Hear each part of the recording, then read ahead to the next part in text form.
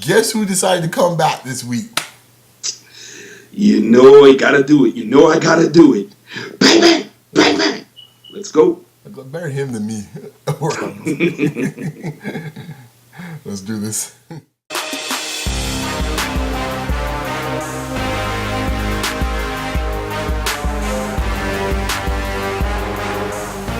So we're back here for another episode of Double Barrel Shotgun with my boy Yves back from off the mend. I'm feeling a little under the weather, but we're gonna get through this. We're gonna gut through this. So let's get right into it. We had a pretty interesting week last week, and some interesting things that went down. One of the things we'll discuss is our topic of the week. But right now we're gonna get into the recap of last week's picks. Let's see here. We had San Francisco in Philadelphia, Philly in San Francisco. I had the Niners. I believe you had. I had Philly. You had Philly. Really entertaining game. Not the prettiest and well played game, but it was one of those games. San Francisco looked like they should have won that game 3 times over. Oh, you what? I thought so. You forgot the first half. First half, but it was barely off of. If you look at the first half, it's mostly off of San Francisco mistakes. Okay. Block punt, stuff like that. That's what really set up the points in this case. It wasn't Philly's offense really moving that great up and down the field.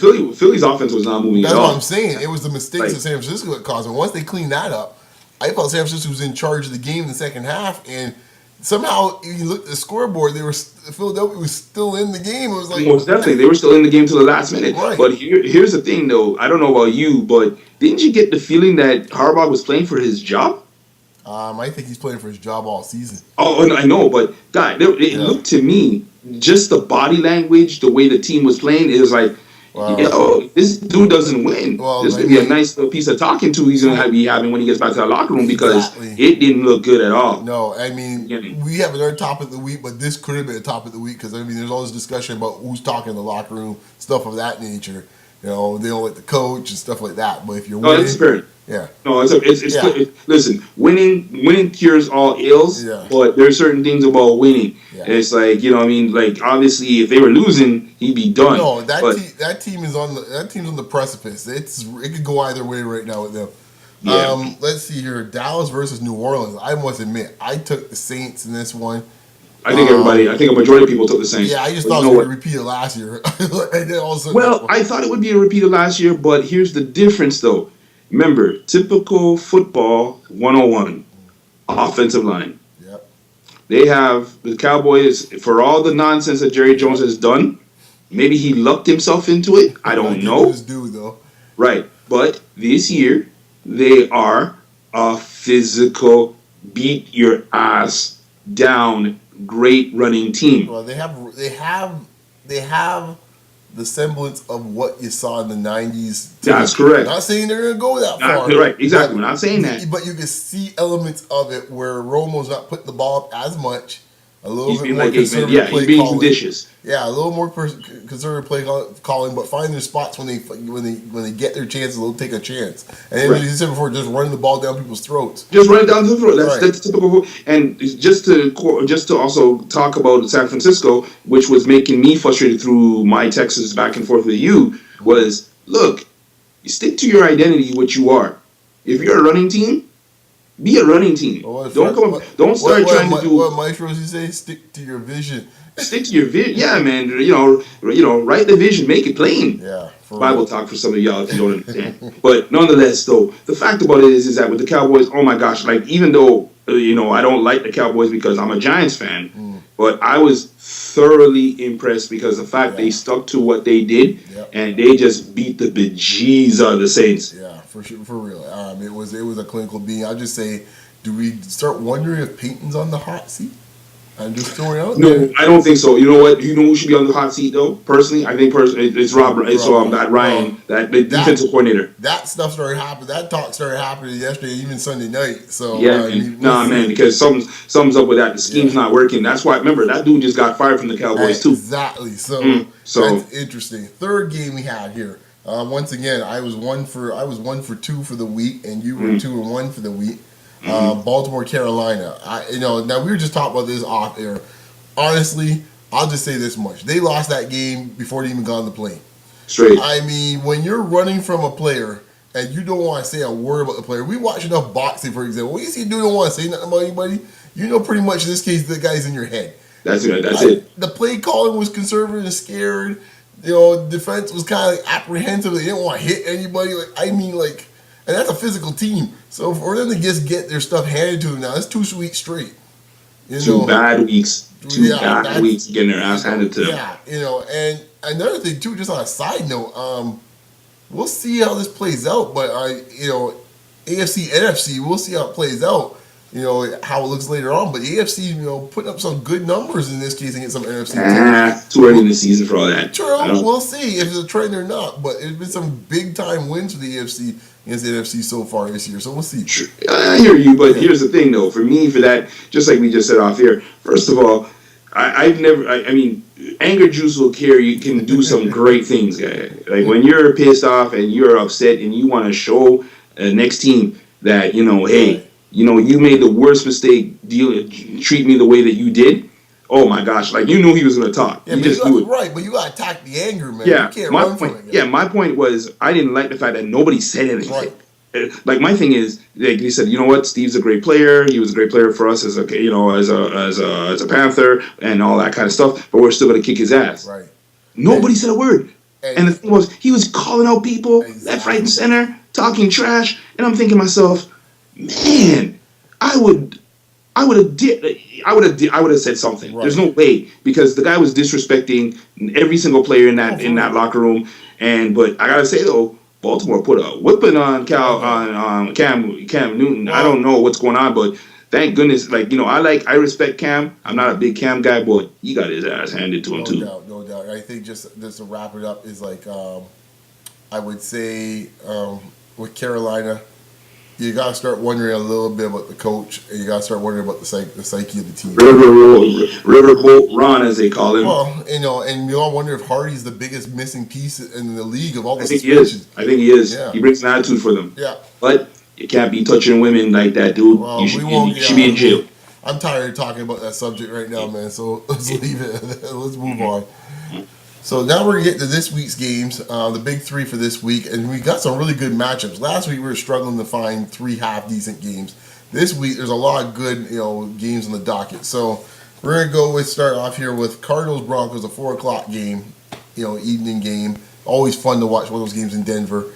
Who you have on this one?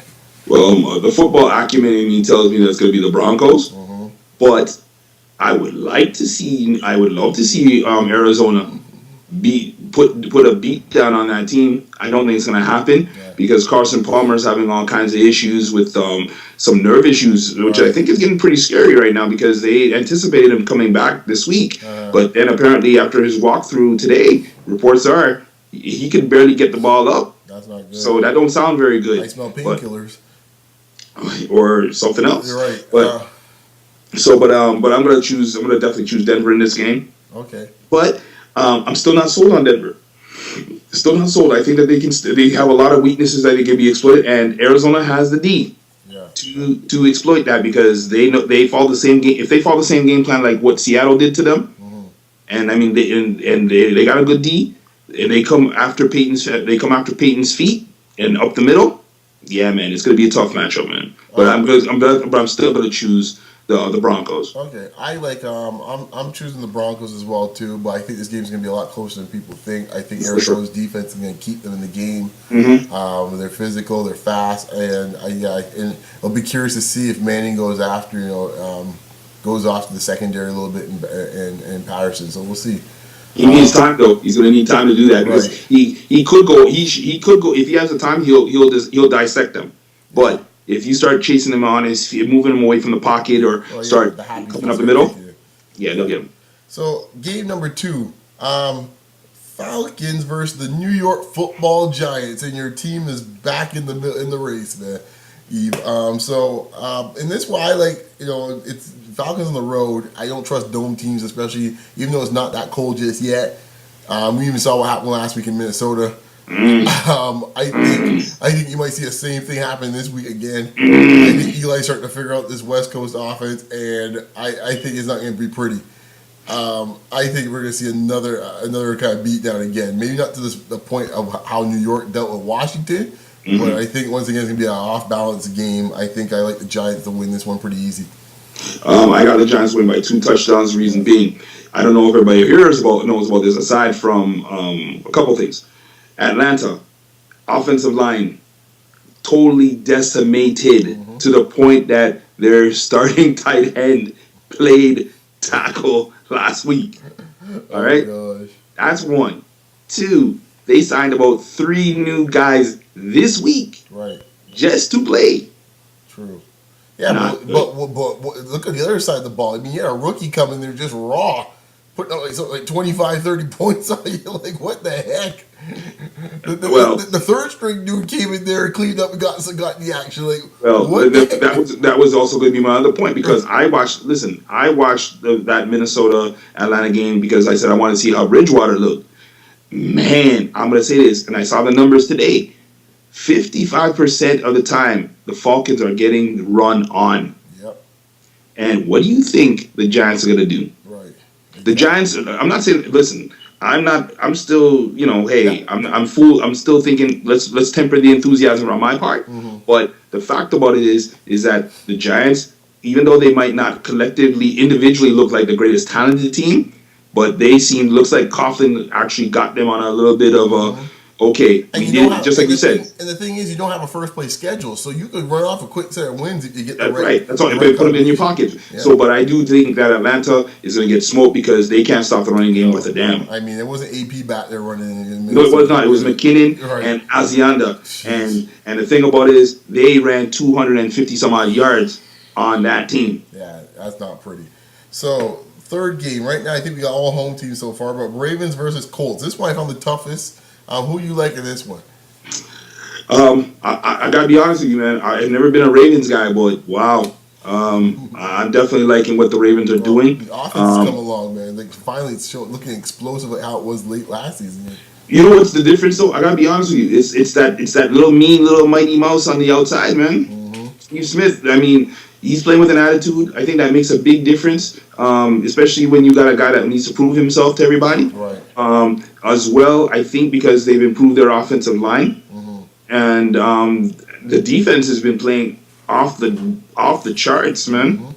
True. Yeah, so, it's gone back from a couple of years ago. It's really picked back up. Yeah.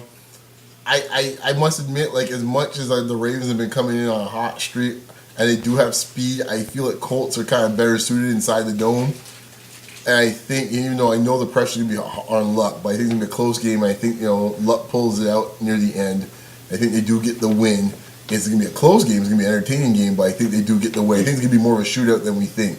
I think so too. Yeah. I think Flacco, for all his nonsensical stuff that he does, I think he's actually going to try to step up and show himself a little bit and throw the ball. He's a great big. But I gotta admit though, love me some Luck, man. Yeah. Love me some Luck, man. Well, he's on the hot seat a little bit. He hasn't had a great season so far. Who hasn't had a great season? Well, I mean, like statistically, you look at it from a statistical standpoint, it looks fantastic. What eyeball test is a different story. I don't think. What eyeball test he need, man? No, don't get me wrong. He's like, I just think it's like I don't think he's hit his stride yet. Compare how he played. Okay, I can probably hear you. You know what I'm saying? Okay. Like, if you look at it in black and white, right, and you look at numbers, like, wow, the numbers do look great.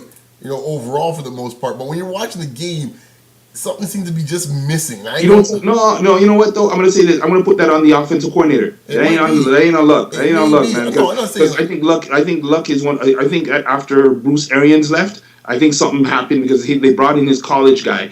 And calling the game from college to the NFL is a completely different story. That's one thing, but I think the second thing is your favorite player in the league. I think is throwing out the mojo of that offense. Okay. How they look since Richardson's come? Well, first of all, right, right. That's what I'm saying. Something's not clicking there, man. And I just, I have a theory on that. My theory is very simple. All Alabama running backs that run out run for Nick Saban, they seem to choke when they get to the NFL because they're beat up or or they're not really that good like everybody thought they were. Well, when you got lanes, it's like when you had the Nebraska running backs, when you had lanes the size of the 401. That's right. Anybody will look good. I can look good running behind them, and I'm a little bit over 2'8". So that's it for this week's games. So pretty much, I took all home teams this week. You took, I think, one road dog. I did, the Ravens. and the other two is home team. So that's how we have it for this week for the big three. Mm-hmm. So this week's topic of the week in the NFL, I think we're looking forward to discussing this one. Is this the end of the Belichick-Brady era? After watching them, cheaters never win. Oh, jeez, here we go. Sure, you get enough. You already got 2 Super Bowl wins from them, okay? Cheaters never win. Hey, I got no love for New England as well too. I don't think there's anybody that's an NFL fan that roots for any other team besides New England. Has any love for them. So, I think this has been waiting to happen for a while. I think the fact is they've, I always like to talk about these Revlon stats, stats that look nice on paper, but when you really watch it, as I said, with your eyeballs, you're sitting there going like, you know what, you know better from what you see in there. And New England for the last few years has been one of those teams. I know they got the Super Bowl a couple of years ago, but I think being in a weak division, a garbage division, let's call a spade. You got 6 basic wins there. You might only get 2 garbage teams that get thrown in everybody's schedule. So that's 8 wins right there. Mm-hmm. All you need to do is get 2 more wins from a half decent couple of teams in this case. Yeah. And if you have the home games, you get 10 wins just like that. So to me, New England's always been kind of like, a bit of like,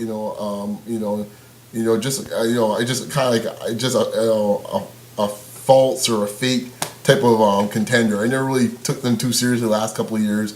And I think now it's starting to fall apart. All this cutting. At some point, you can't cut. And everyone says, oh, Brady's coming to an end. Well, I mean, at some point, I don't care how great you are, if you're giving a guy a bunch of garbage to work with, and what do you expect? Hey, man. That's all there is to it. What's the term they say? You can't make chicken. Right. You can't make chicken things out of chicken salad. Right. Yeah, so. Right. At some point, he can only do so much. When you give him dudes, Amendola, who's barely healthy, he's got 2 right. That's I got a lot of comments for a lot of people in that team, man. Then you go there, Gronk's never healthy. I see that guy more on dating shows in this case on TV than he is on a field.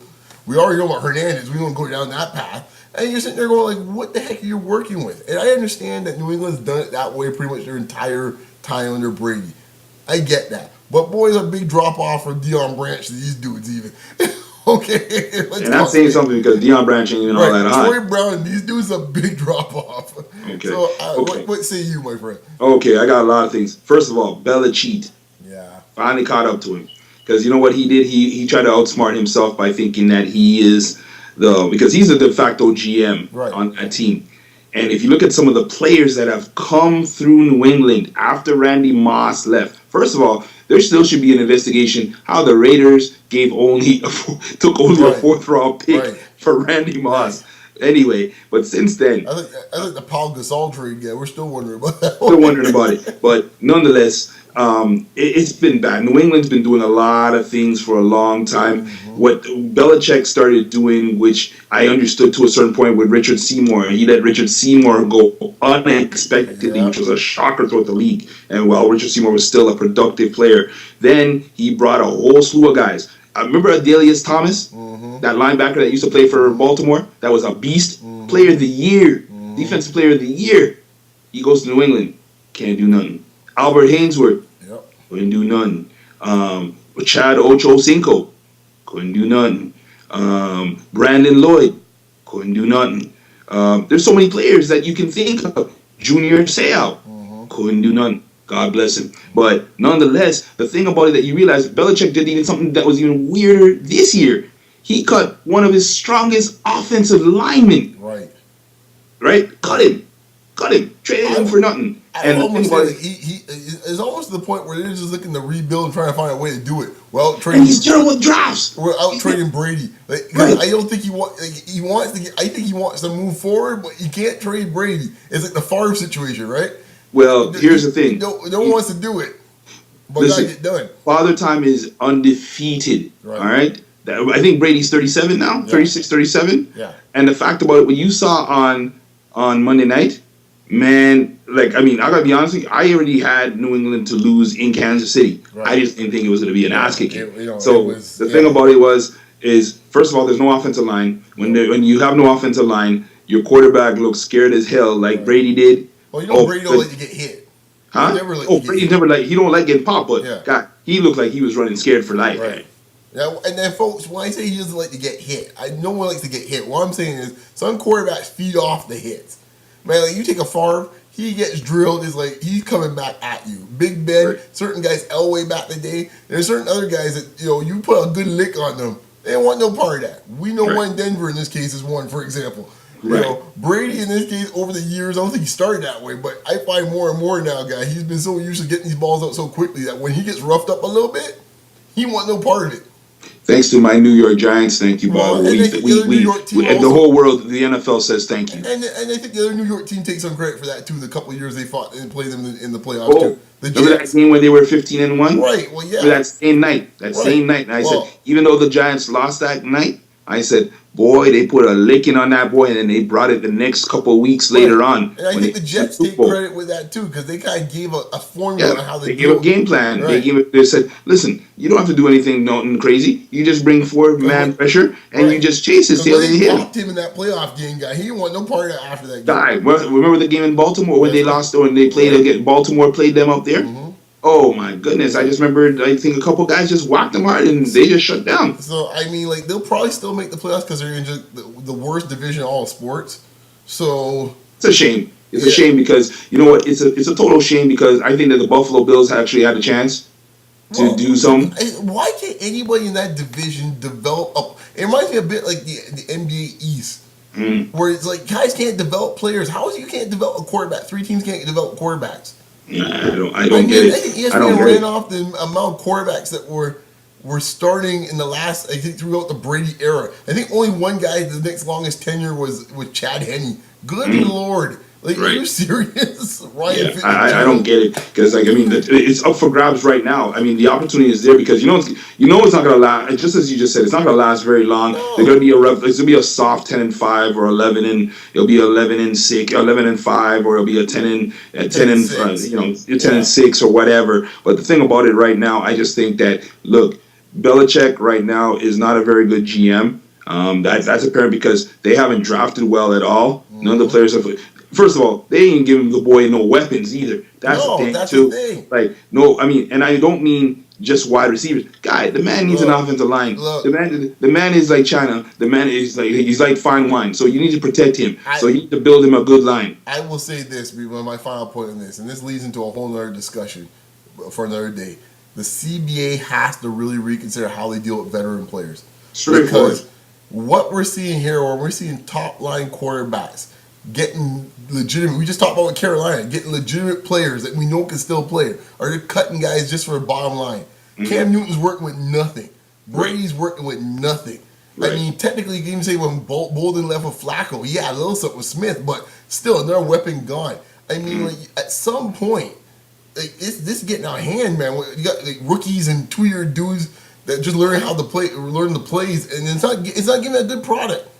Well, It's not. I don't know. In fairness, I don't know. Okay, listen. The problem It's not. is that the players. It's the players. It's the union. They don't want to come. There's certain things that they can't afford to do because their contracts are not guaranteed. We got to be honest with that. It's not a guaranteed contract. But I think the NFL has to realize that vet that's missing in the locker room when all these boys are running wild like we're seeing right now. Right. If you had some of that veteran experience in there, some of this nonsense may not be happening. Well, maybe if you expand the roster, maybe if you expand the rosters, maybe if you get yourself a developmental league or something of the sort. I don't know. I mean, it's not going to be like it's just not going to be a simple case of saying just having more veterans because I personally, football is not a young man. Football is not an older man game. I'm not saying you need a bunch of old men start your team, but you still need some professionals, man. Well, I'm seeing some I dudes definitely out agree with here, you on that. out here playing as receivers, guy. Like, are you kidding me? I hear you, Make it but past the Sunday parking lot behind my house, man. Give me a break in a pickup game. I'm seeing some of these dudes starting on teams. Are you kidding me? Like, good Lord. I think you that think Riley Cooper would start in 10 years ago on anybody's roster? You know what? Riley Cooper sucks. To be honest with you, he does suck. I don't Like, think the man can't catch, man. I don't know. Right. I don't know I don't know how he's still playing in Philadelphia right now because he can't catch. I don't try to pick on him. I can pick any guy in this case on any team, guys. Like some of the dudes on here, like, are you kidding me? Amendola's been a disaster since he came over there. Like, you know what I mean? But even Julian Edelman, who's their best wide receiver in New England, guy, that little dude gets crushed. Right. every minute because Honestly, he's only like 5'2". No disrespect, Brian, right. but the thing about Well, it hey, is I'm that. not fine too. Good Lord, dude, give me some credit, guy. I'm not taller but than the that thing, guy. but my point is, 5'6" inches taller than that. Munchkins Good can't Lord. play in the league like that, man. Because No. like you can't go through the slot. None of those guys want to get. They don't want to go none because you got to have big boys playing. Okay, jeez. Well, you know what? We're running over time. I I had to rant about, man, because it's getting make me sick. Look at some of the clowns I'm seeing out here on Sunday It's catching true. It's balls. true. I mean, the only two receiving cores that are worth a dime in San Francisco's and Chicago's, pretty much, and maybe Denver's. After you get past that, everyone's everyone else is Mickey mediocre to Mouse, crap. Mickey Patch kind of things. Yeah, Yeah, I understand. garbage, man. Anyways, I digress. Okay. Now it's time for Fantasy Insider. Yves back to give his picks. So who you have this week, Yves? Okay, I'll go through them pretty quickly. I got Rashad Jennings for the New York Giants. I have 23 carries for 125 yards, 2 TDs. Teams have been running up and down on his Falcons run D terrible, so I think that's going to continue.